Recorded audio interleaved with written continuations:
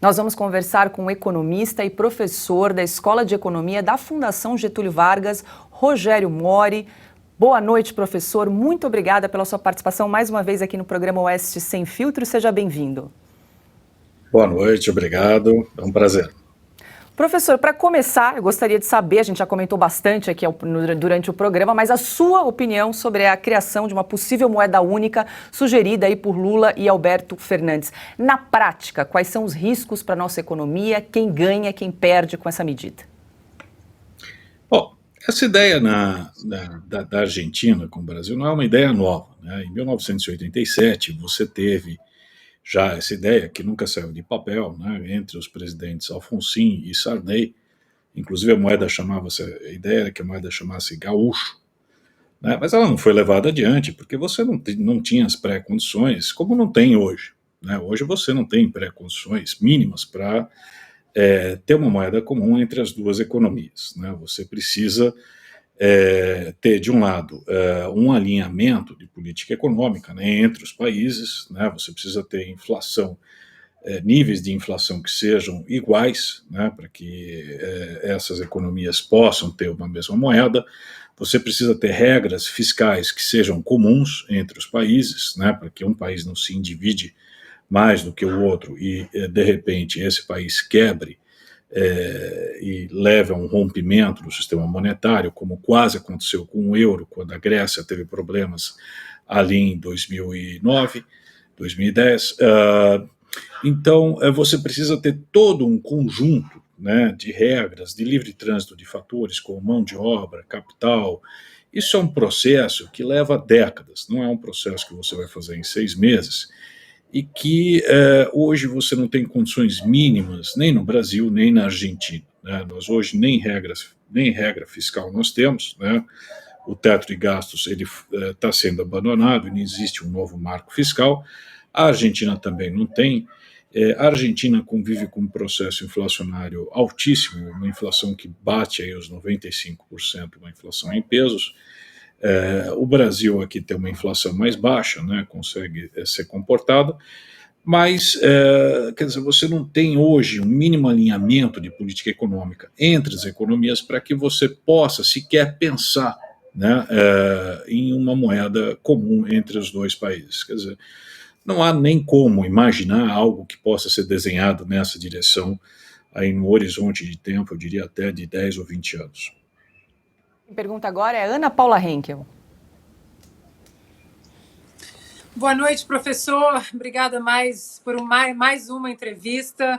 Bom, professor, nós escutamos o Lula falar que o mercado não tem coração nem sensibilidade. E agora o presidente da Argentina que a inflação está na cabeça das pessoas. O senhor acredita que hoje em dia, diante de tanta informação disponível, as pessoas vão acreditar nisso ou a realidade vai impor até aqueles que votaram no Lula no Brasil, por exemplo? Não, na verdade, a Argentina, né, o que o presidente falou está equivocado. Né? A Argentina, a ideia da moeda única, o que a Argentina quer? Ela é que quer uma moeda, porque a Argentina ela não tem uma moeda. Né? Na verdade, hoje o argentino ele não acredita na moeda dele, ele aceita qualquer outra moeda menos o peso. Né? Se você quem for lá e levar dólares ou reais ou qualquer outra moeda, o argentino aceita e ele te dá pesos, ele não vai te dar outra moeda, ele entesoura dólares, reais, porque ele não confia na moeda dele. E a origem desse processo, ela está lá atrás, né? Quando a Argentina passou pela hiperinflação, como o Brasil também passou nos anos 80, só que a Argentina, diferentemente do Brasil, que fez o Plano Real, eles fizeram o que se chama Currency Board, ou caixa de conversão, ou administração da moeda, onde a regra é que um peso vale $1, isso estava na Constituição Argentina, né? Isso é o Plano Cavallo, Domingo Cavallo, que foi o ministro da Economia que implementou esse programa, e que o Banco Central da Argentina ele só emitiria pesos na quantidade que ele tinha em dólares. E implementou a conversibilidade, o que significa que você poderia realizar transações em pesos ou em dólares na economia argentina. Ou seja, você passou a ter uma economia que convivia com duas moedas distintas, o dólar e o peso. Né? Esse sistema ele ajudou a inflação a cair na Argentina, mas ainda assim a inflação na Argentina ela continua acima do resto do mundo. O que levou a Argentina a perder competitividade e a crise, né, que em 2001 desembocou numa crise cambial gigantesca, que o próprio Domingo Cavallo levou ao colapso quando ele rompeu com essa regra e passou a emitir mais pesos do que tinha de reservas em dólares, né? E aí vocês mesmos lembram, né?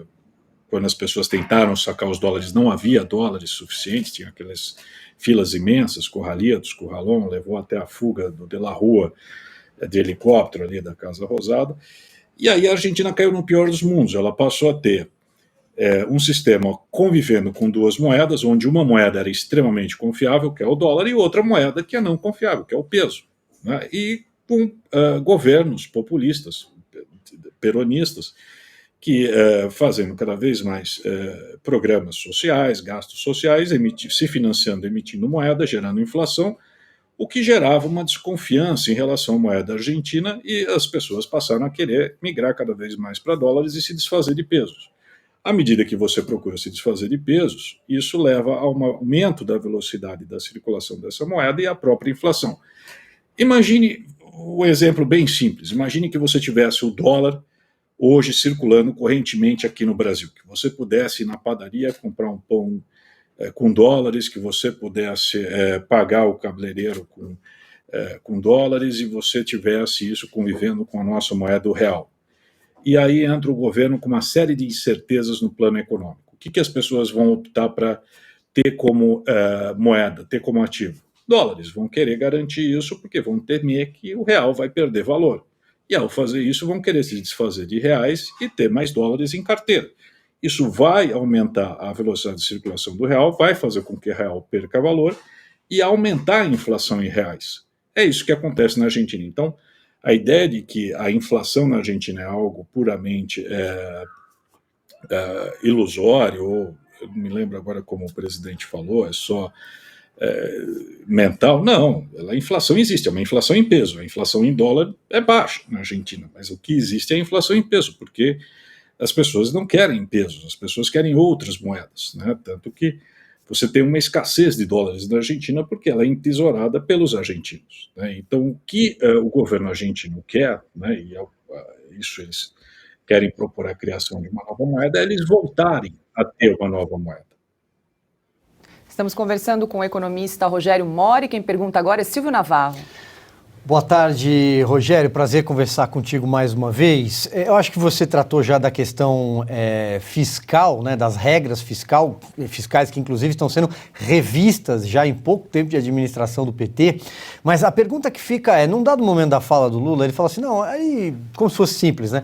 O Banco Central lá conversa com o Banco Central aqui, eles sentam e resolvem a questão de juros, de tempos em tempos, me lembra aqui o Augusto Nunes, tudo muito simples, só que primeiro, o Banco Central no Brasil ainda é autônomo, né? Ainda é independente. E aí fica a pergunta, por que o Banco Central assumiria um risco desse? E mais, quem seria o tal fundo garantidor para uma situação de risco iminente, né? Na fusão de moedas ou criação de uma moeda única?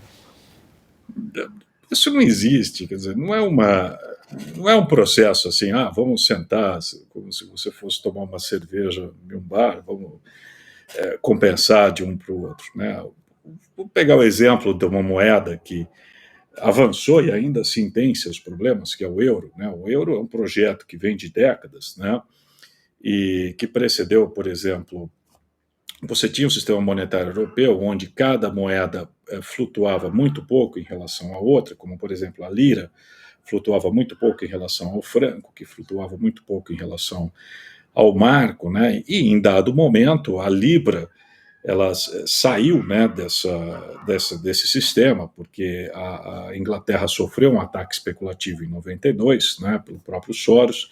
A Inglaterra teve que flutuar a libra e ela nunca mais voltou a esse sistema. A Inglaterra era para fazer parte do euro, mas ela optou por não voltar, né?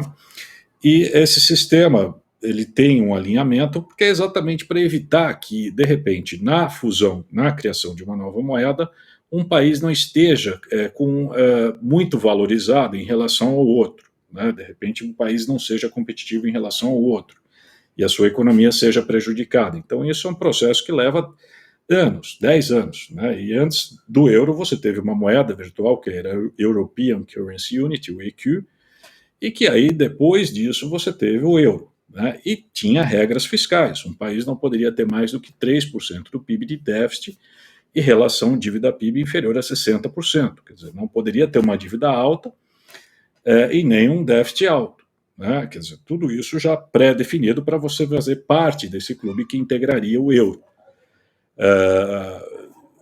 Nós não temos isso, quer dizer, não há essa dimensão, né, aqui dentro. Não é você simplesmente sentar e falar, um Banco Central conversa com o outro e vamos acertar.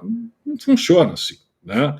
Todas essas condições, elas são prévias e depois você cria um Banco Central Europeu independente, né? Vamos lembrar que o Banco Central que vai cuidar dessa nova moeda, ele tem que ser independente, tá? O Banco Central Europeu ele é independente em relação a todos os demais países, ele define a política monetária da zona do euro, né, que vai estabelecer a taxa de juros da região. E mesmo dentro dessa região, onde você tem a zona monetária, né, que a gente imagina o euro for um sucesso, tem seus benefícios? Tem, mas tem problemas. Por exemplo, você tem regiões onde a produtividade da economia cresceu muito mais do que outras. É o caso da Alemanha. A Alemanha, a produtividade cresceu muito mais do que em outros países. Resultado, a Alemanha desindustrializou boa parte da Europa. Hoje, grande parte da indústria da Europa está onde? Na Alemanha. Regiões que tinham indústrias, como a Espanha, desapareceu, né? Acontece. Você teve países que não cumpriram inteiramente essas metas fiscais e se endividaram excessivamente, como foi a Grécia, como é a Itália. A Itália tem um problema de um endividamento relativamente alto. E que com o Banco Central Europeu hoje subindo os juros, tem um risco fiscal de não conseguir financiar a sua dívida, né? Então, mesmo nós estamos falando com todos os parâmetros, todos os cuidados que foram tomados ali na região da zona do euro, você ainda tem problemas. Quer dizer, não é uma coisa simplesmente de um voluntarismo, vamos criar uma moeda que da noite para o dia vai aparecer o SUR, né? Quer dizer, como eu falei, é algo que eu acho que, a meu ver, essa é uma estratégia, algo que interessa a Argentina, porque a Argentina ela tem um problema inflacionário, ela não tem uma moeda, ela tem uma moeda que não tem credibilidade junto à sua própria população, né? E que a Argentina passou muito próxima de uma dolarização antes do Plano Cavalo em 91. A Argentina ela tem um risco, ela não tem uma dolarização plena porque ela não tem dólares suficiente, né? Mas o que o governo argentino quer é ter uma nova moeda, porque o peso ele não é uma moeda hoje que dê junto à sua própria população confiável. O argentino hoje ele quer outra moeda, né? Então daí a ideia de se ter uma moeda do Mercosul e querer criar uma moeda comum. Mas isso é um exercício que é muito difícil, é algo muito longo e não é no horizonte de tempo curto que você consegue fazer isso. Perfeito. Professor, quem pergunta agora é Augusto Nunes. Professor, boa noite. Eu me recordo de que estou pensando agora o seguinte, o senhor teve tempo para explicar por que o senhor deu uma resposta para mim perfeita quando tratamos de passagem nesse tema na entrevista anterior, né? Nós perguntamos o que o senhor achava disso aí, o senhor respondeu com um sorriso e tratava que era mais ou menos uma piada isso aí. Professor, eu pergunto o seguinte... Eu achei que era dele, mas você vê que as coisas... Assim... Então, é um assunto que nós não devemos examinar como uma coisa séria, né? Resumindo, que não vai acontecer. Essa é a impressão que eu extraio dessa nossa conversa. Não vai acontecer. É isso?